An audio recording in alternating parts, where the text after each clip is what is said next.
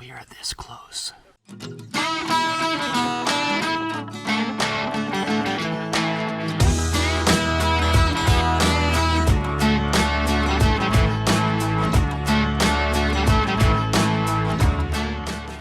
Wow. What a marvel in its natural element, too. What we're looking at is what I think is the second most overrated tent ever. And it just came out, and it got glowing reviews from a lot of really big YouTubers. So I got one, and it actually sucks. This is the Naturehike 6-person instant tent in its natural element.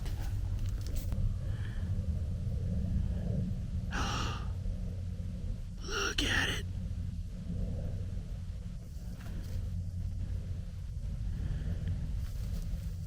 Wow.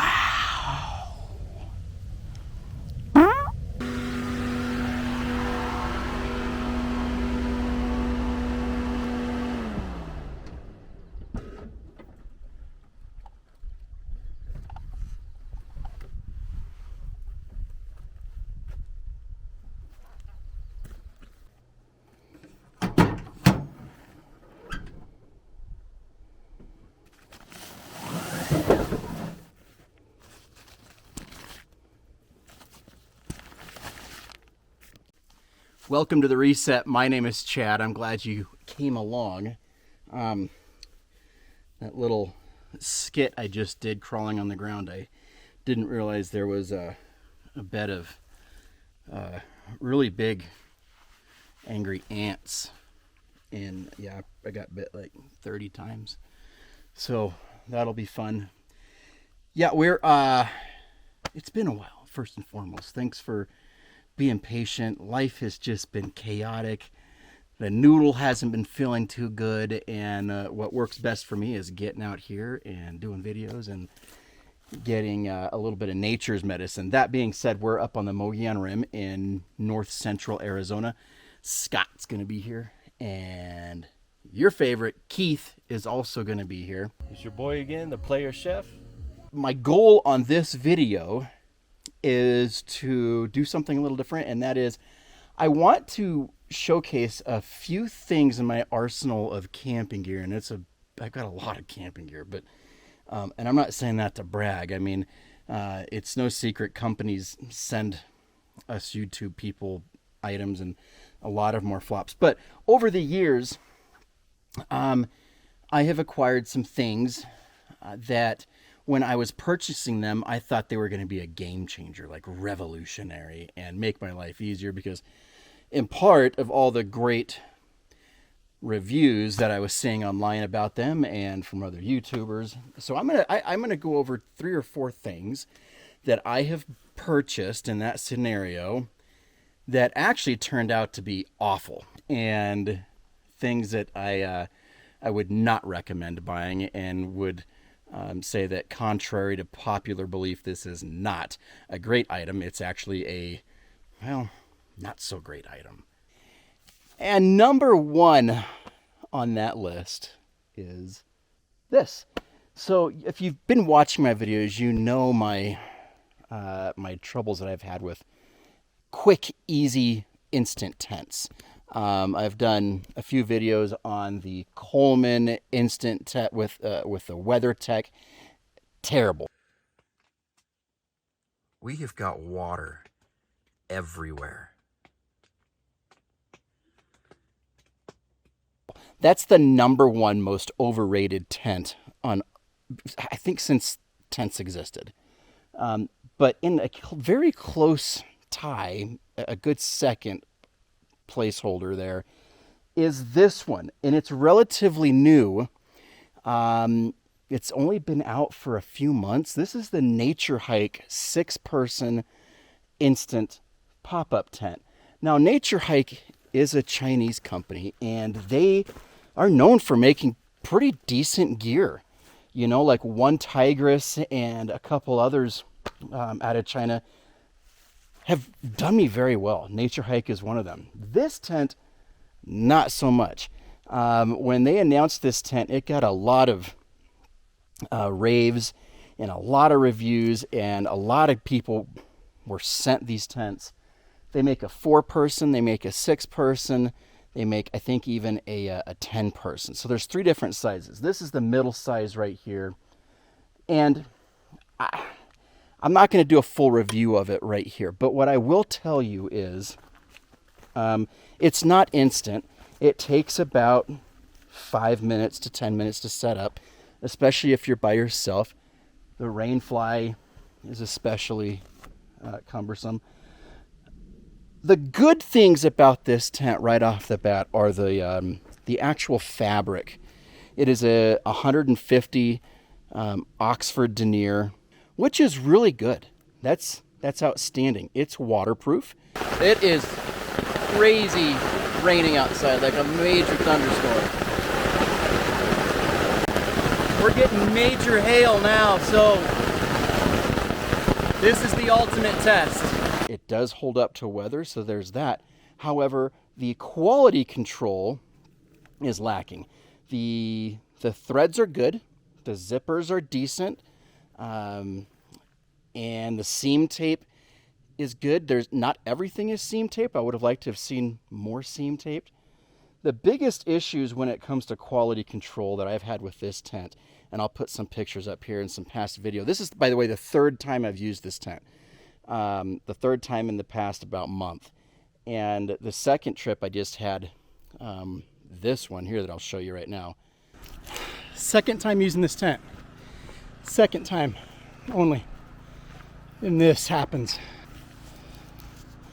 That has tore from there to keep that up. It tore right from that. Plenty of openings. You've got 3 doors on this one. You got this door right here. You've got another one up on the other side, and then on the back side, same thing. All of these doors have awnings, so ventilation is excellent. What I don't like about the tent are these cheap, thin poles with plastic buttons. Okay, that doesn't look like it's going to withstand a good beating. This thing is a pain to put up. This pole right here is part of a spacer bar that goes all the way across right here. And you have to, before you set up, stretch that spacer bar out and snap it. It's cumbersome. But my biggest gripe about this tent is the way I got it. There are in the floor of this tent, the floor is 250 denier, Oxford as well, which is rubbish for a floor.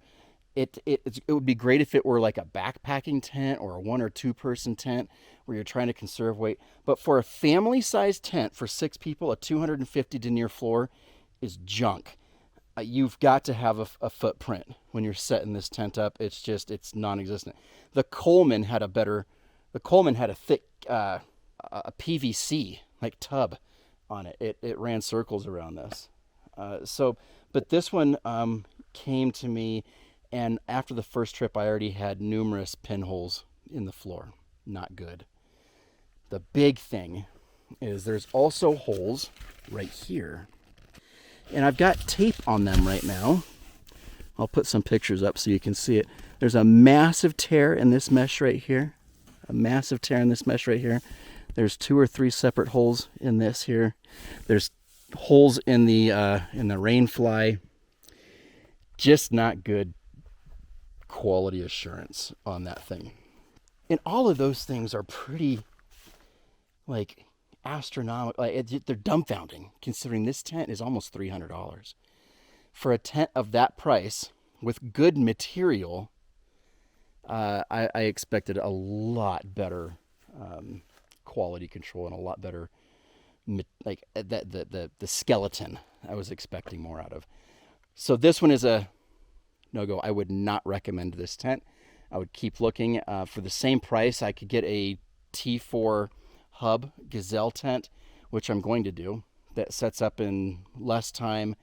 And while it has its drawbacks as well, the advantages of that one are leaps and bounds better than this. If you've got $250 to $300 to spend on a 4-person tent, go with the Gazelle. And that, by the way, is the other thing. This is marketed as a 6 to 8-person tent. Not a chance in hell. You could fit 2 people, maybe 3 people in their gear in here. That's it.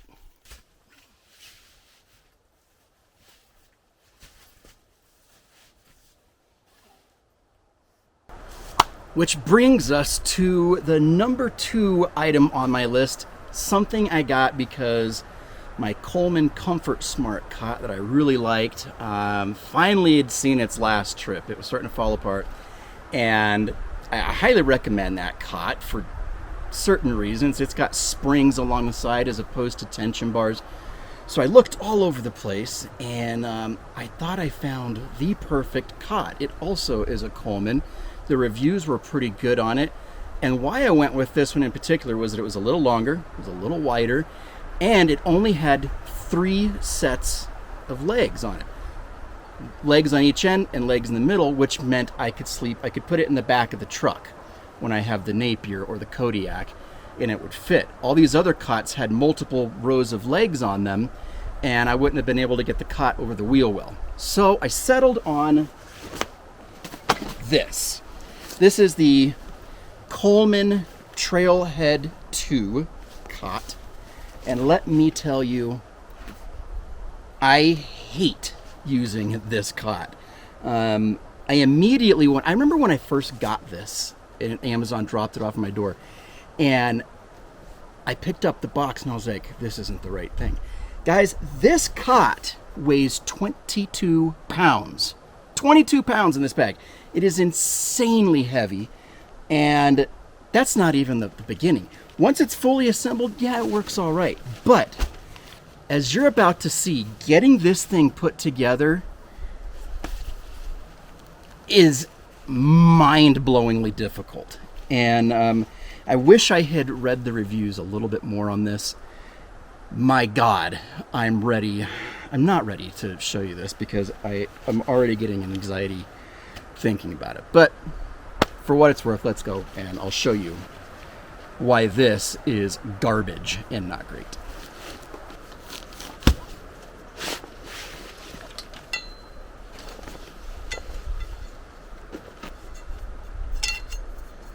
These are your tension bars, and these will ultimately make you drink copious amounts of alcohol or whatever your coping mechanism is when you have to deal with crap like this. But okay.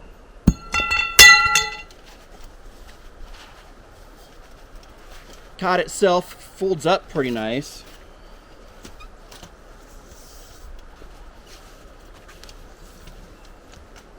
It's just kind of quirky, you know. Okay, so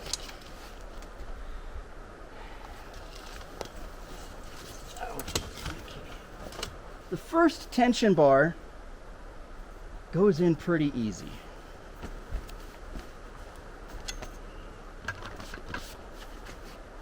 Stick it in here.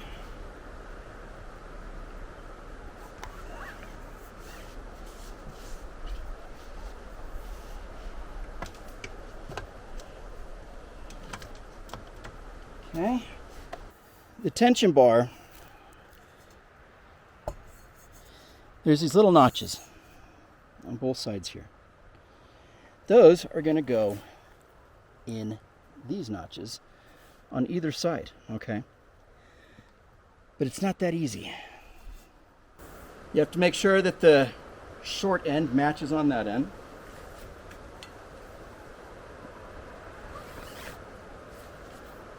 Put this through like so.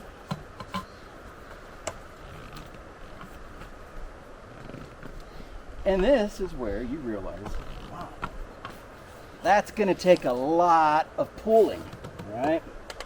The only way to get this thing on without breaking your back, breaking the bed, or not killing somebody in the process is to literally take this cot, flip it up, and step on this. And that's the only way I have ever been able to get it to work. And even that still isn't getting it in.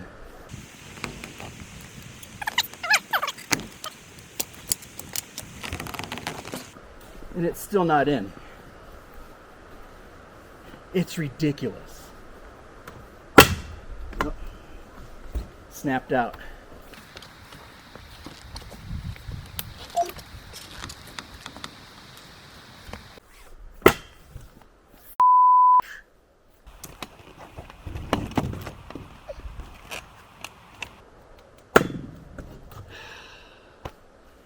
And now it's in. Way too much work.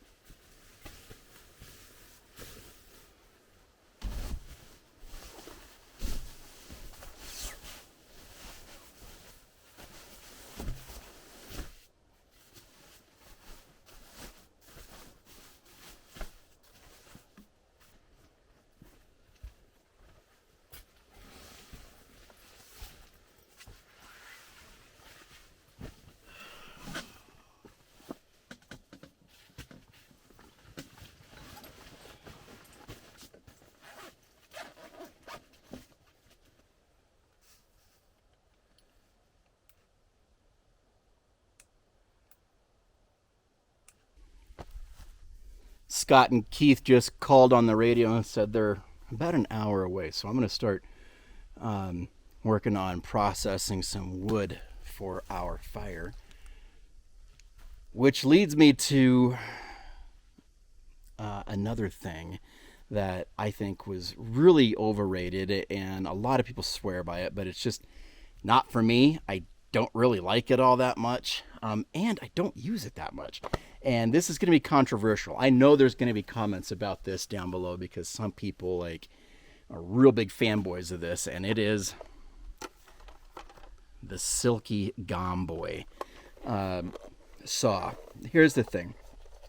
These became really popular a few years back, and they're made in Japan. So, I mean, they're decent, but all this is an arborist saw. These have been around for decades. Like guys that do like that cut trees, landscapers and stuff like that, they've been using these for decades. They're usually attached to a big pole.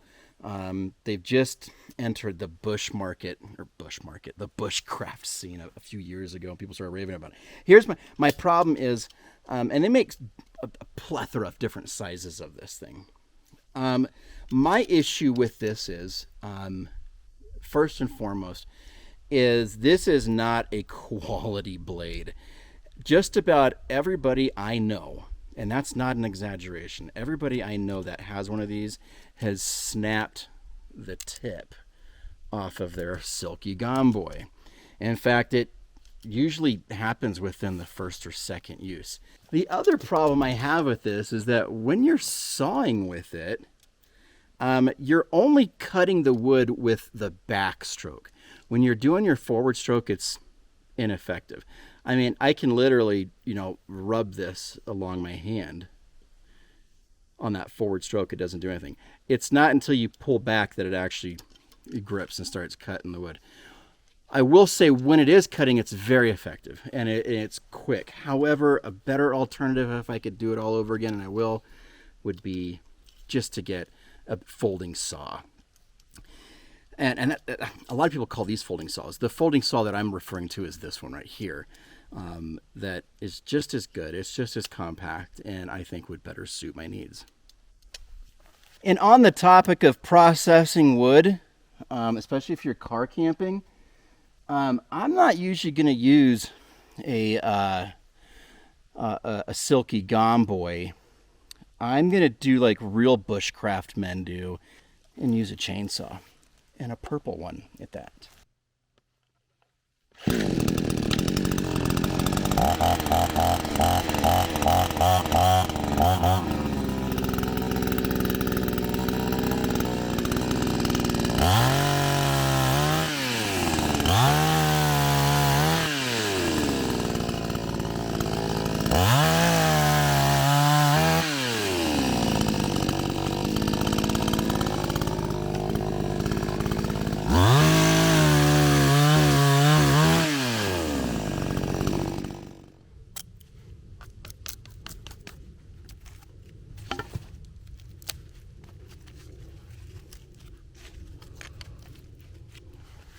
That's some good fat wood right there. That'll light up real quick.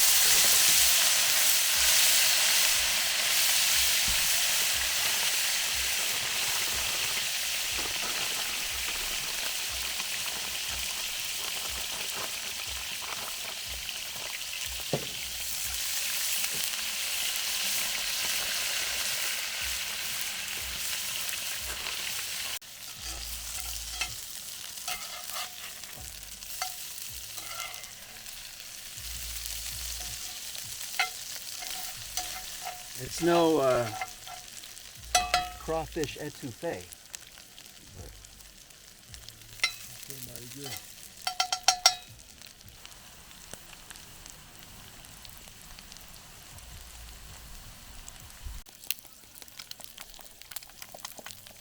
With that nice orange yolk. Got a nutrient to you. Yes, sir.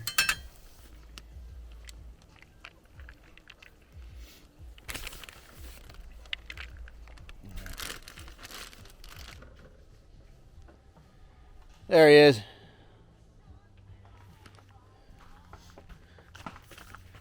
Hi. How you been, Keith? I've We been haven't good. seen you on the channel in a long time, man. Yeah, it's been a while. Yeah, It definitely Life. feels good to get back out here. For sure. Well, all the people in the comments are always saying they miss seeing you. So, Well, there you go. but you got clothes on this time. And there, Do for now. we got a good spot here. Scott, what do you call a cow with 3 legs? I don't know. What do you call a cow with 3 legs? Tri-tip. What do you call a cow with no legs? Ground beef. Dad jokes. It's hot. How hot? It's probably what, 80, 85 right now, you think? It's getting it. Yeah. Yeah. We got a breeze up here though. so It's a not little bad. breeze, so it's a little bit more bearable. Down in the valley where we all live, it's triple digits right now, but we're at just above 7,000 feet right here, and that's the thing about Arizona camping is Unlike the rest of the country where the summertime is typically camping season, it still gets pretty stinking hot here. And that's why you see a lot of people like myself and Scott and Keith. We do a lot of our favorite camping is in the dead of winter when it's snowing. We got Connor over there too. I don't know if you guys can see Connor. Connor's new Not to the that group. Keith is in the way, yeah. Connor is new to the reset. Connor is Scott's son. One of the ones, son. his oldest son. That one of the ones he knows about, and he's kept around. So, all right. Oh, fun thing about on the topic of cows. I read this the other day that a fun fact about cows, like something like 99.9% of all cows on the earth have 4 legs.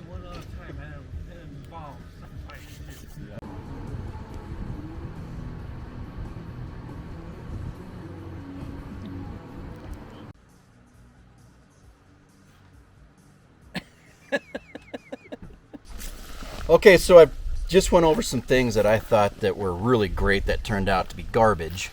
But there is one thing that I've gotten recently that has been really cool. And I will preface this by saying this product was sent to me and they're a fan of the channel, so I didn't pay for it. But I actually really like this thing. And I've been sent stuff in the past that I didn't like, and I'm honest about it. I'll tell you guys. This, though, is my new everyday carry flashlight by Trustfire. This is the Mini X3 flashlight. And if you guys have watched this channel for any amount of time, you know that my good buddy Scott is like the flashlight connoisseur. Like, he's the aficionado of flashlights. And Scott has one similar to this, but he also said that this is a good company. So when they reached out to me, I was happy to check it out. This is the again, the X3, and just going over it, it has, it's a metal case. There's not any plastic on it aside from the switch on the side, and it's heavy duty. It's got a two-way clip on the back here so that you can clip it forward or you can clip it backward. It's got a magnetic base on it so you can stick it on something and it'll stay there. The way the battery works is it charges USB-C through the side right here. And when you press the main button, it has a color code on it, so that when it's green, let's see if I can do it here. Oh, it's on lock.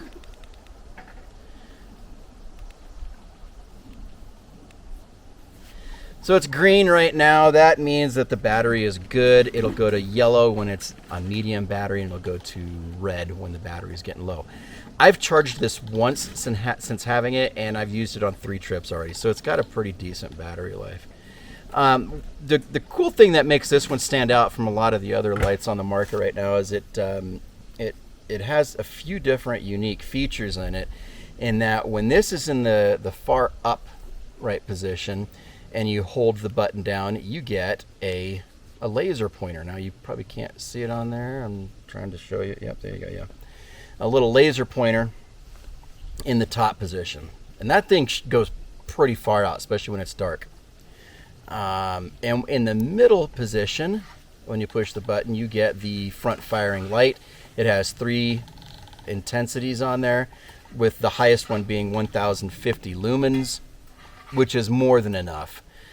The disadvantage to that is, and I found it last night, is that gets hot. And if you forget that it's on and it's in your pocket, you could legitimately burn a hole in your pants. Now, when it's in the middle position, if you hold the main button down, you get an ultraviolet light, a UV light. Scott and I were testing this out at his house the other night, and from across the yard, this comes in handy to spot certain insects, like scorpions, for example. We could see that scorpion from probably a good between 30 and 40 feet away with that light. So you got the UV light. Then, if you put it in the bottommost position here, you have a floodlight, an LED floodlight on there. The lumens on that bottom one there aren't nearly as high as the front firing light, but it's still really stinking bright, especially when you're using the magnet feature and you're pointing it down. And that has 3 levels as well. So if you're interested in one of these, head on over to the Trustfire site.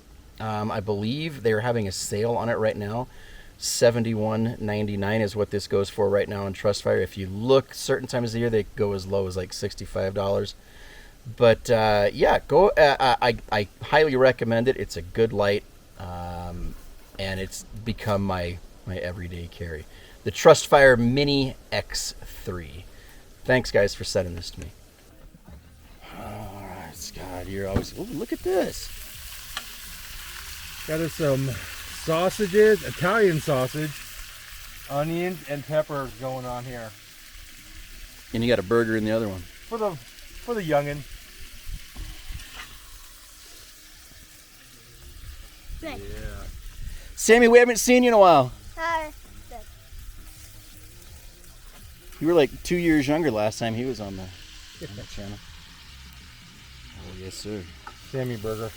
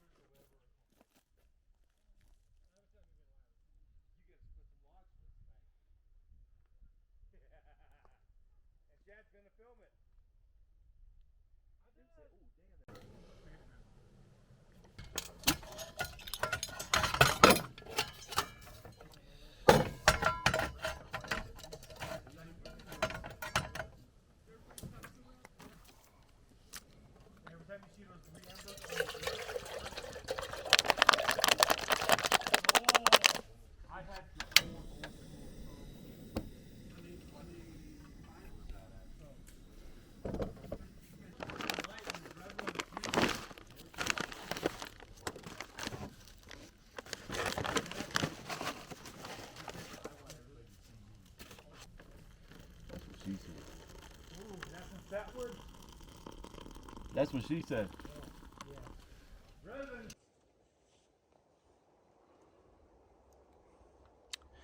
So I'm sitting here admiring this view, and was thinking to myself, wow, this is great. And it just so happens right behind me is this. Check it out.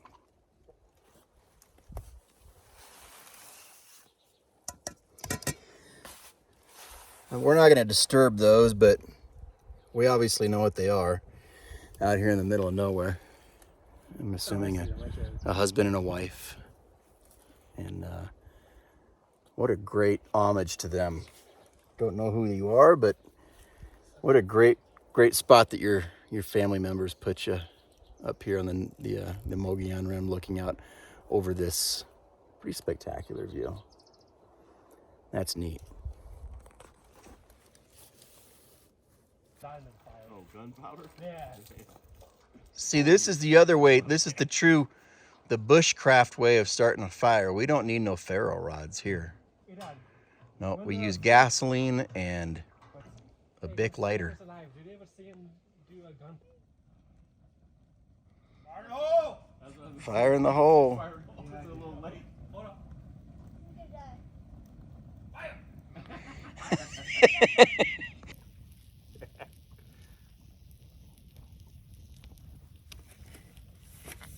Oh, you almost lost Almost Chad. lost it, yeah. Dinner. Let's eat it. Let's drown it in some whiskey. Does it go low? How long has that been on you, Scott? You got a larva on your sock. Oh, I don't know, probably about. And you got a leech? No, there no leeches up here. Good morning. It is 7 a.m. and slept great. Rained a little bit last night, but it looks like it's clearing up. Clear skies right now. Let's get up and make some coffee. My battery died last night, or I would have recorded more of the evening's festivities, but we basically just sat around the campfire and yeah, That's about it. Well, the time has come for us to start packing up. Short video. Just wanted to touch base with everybody and let you know I'm still alive. Being it's been about 2 months since I posted anything, and again, I'll work on that and try to get more content out. But thanks a lot for joining me on this one here. I'm gonna have to disassemble that cot now, and that's a pain too, but not nearly as bad as getting it put together. So thanks for joining the guys and I, and we'll see you on the next trip. If you or someone you know suffering from anything that's racking the mind, stress, anxiety, depression, PTSD, postpartum, addiction, anything at all. First and foremost, let's break the stigma. There's a good chance you or someone you know is going through this and they're just too afraid or ashamed or proud to accept the fact that they should be getting professional help. Aside from that, one of the things that's been extremely therapeutic for me and is above all gave me peace and a reset when I need it was finding my dirt road to reset. I hope you find yours. Bye-bye.